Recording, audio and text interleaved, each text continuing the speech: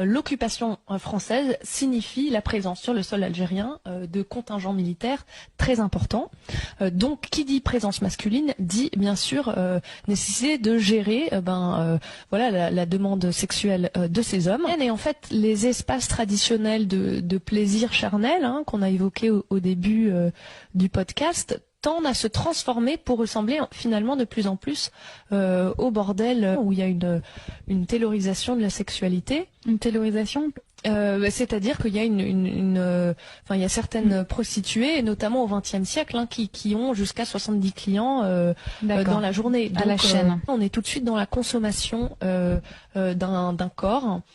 C'est parfois minuté, etc. Et le but est lucratif, quoi. Donc c'est vraiment le capitalisme sexuel. Justement, ce qui est intéressant, c'est cette fascination en même temps pour le corps des Algériennes. Parce que Constantine, donc c'est la ville sur laquelle tu as travaillé pour ta recherche, est un lieu touristique, un lieu de tourisme sexuel même. Dans la réalité, c'était souvent bien plus compliqué et comme tu le désignes, il y avait effectivement une demande de la part de touristes qui venaient, pour des raisons, vraiment. Voilà, donner libre cours à leur désir sexuel et leurs fantasmes.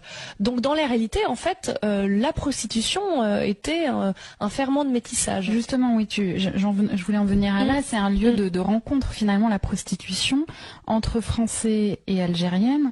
Et ce que je trouvais très intéressant de ton travail, c'est notamment de voir que les prostituées sont les premières à s'habiller à la française, à porter des noms français. Donc il y a toute une transformation des femmes algériennes au contact de ces Français qui s'opère. Cette idée de contaminer, en tout cas d'importer des idées, des pratiques, des normes européennes dans la société algérienne. Notamment la présence de l'alcool, parce que dans les bordels il y a de l'alcool. Est-ce que ça contribue à la diffusion de cette consommation ?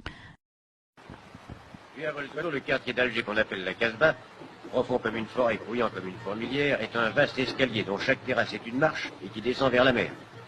Entre ces marches, des ruelles tortueuses et sombres, des ruelles en forme de guet-apens, des ruelles qui se croisent, se chevauchent, s'enlacent, se désenlacent dans un fouillis de labyrinthe.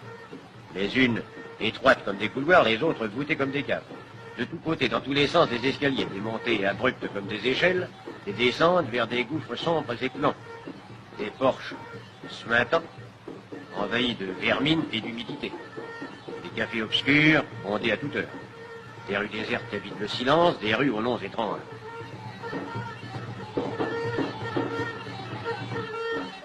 Ils sont 40 000, là où il ne devrait être que 10 000.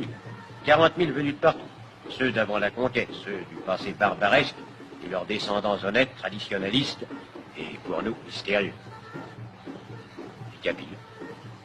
Les Chinois, les Gitanes, les Aématlos, les Slaves, les Maltais, les Nègres, les Siciliens, les Espagnols.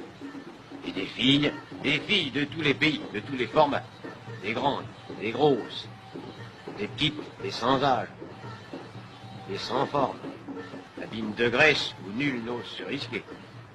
Les maisons comportent des cours intérieures, isolées comme des cellules sans plafond et sonores comme des puits, communiquent presque toutes entre elles par des terrasses qui les dominent.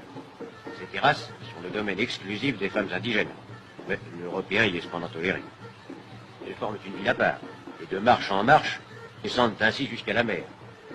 Colorées, vivantes, multiples, hurlantes.